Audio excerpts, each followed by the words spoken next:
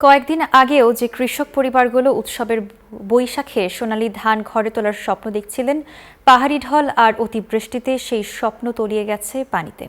ফসল হারিয়ে ঋণ আর অনিশ্চয়তায় থাকা হাওড়াঞ্চলের মানুষের ঘরে নেই এবার ঈদের আনন্দ। উৎসবের প্রস্তুতির বদলে এখন তাদের চিন্তা শুধু সংসার আর বেঁচে থাকা নিয়ে। এদিকে ঈদের আগে সরকারি সহায়তা পাওয়া নিয়ে তৈরি হয়েছে এখন অনিশ্চয়তা। শেখ সিরাজুল ইসলাম সিরাজের পাঠানো তথ্যচিত্রে ডেস্ক রিপোর্ট। অতিবৃষ্টি আর পাহাড়ি ঢলে ফসল হারিয়ে দিশেহারা মৌলভীবাজারের হাওরের কৃষকরা পরিবার নিয়ে কিভাবে সারা বছর চলবেন সেই চিন্তায় উদ্বিগ্ন তারা। সবচেয়ে বেশি বিপদে পড়েছেন বর্গা চাষী, ক্ষুদ্র কৃষক ও দিনমজুর পরিবারগুলো।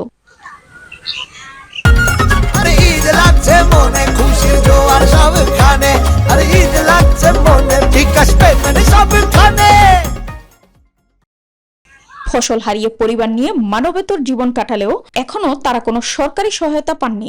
এমনকি ক্ষতিগ্রস্ত অনেক কৃষকের নামও ওঠেনি সরকারি তালিকায়। ওই যে আমরা বুড়োরা সবকিছু খাইয়া খাওয়া হয়েছে, এখন তো আমরা বাচ্চা কাচ্চা লইয়া ঈদ করতাম, আমরা এত তো নাই।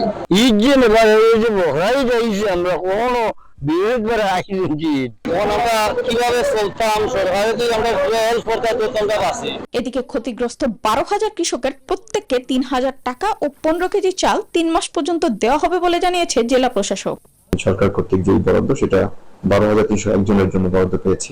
তাদেরকে মে, জুন, জুলাই মাস প্রতি মাসে 15 কেজি চাল এবং 3,000 টাকা করে সরকার কর্তৃক প্রদান করা হবে এবং এটা বরাদ্দ পাওয়ার সাথে আমরা বিতরণ কার্যক্রম শুরু করব।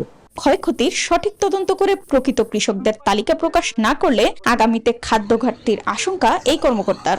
আমরা জানি যে আমাদের দিকে হাওড়ের সবচেয়ে বেশি ক্ষতিগ্রস্ত হয়েছে। আমরা এই ক্ষতিগ্রস্ত কৃষকের তালিকা করার জন্য বারবার চেষ্টা করেছি যাতে সঠিকভাবে তালিকাটা উঠে আসে। ফসল হানির বেদনা আর ঋণের চাপ যেন কেড়ে নিয়েছে এবারের হাওরের কৃষক পরিবারের ঈদের হাসি। সামনের দিনগুলো কিভাবে কাটবে সেই চিন্তায় দিন কাটছে তাদের। Desk report, news 24।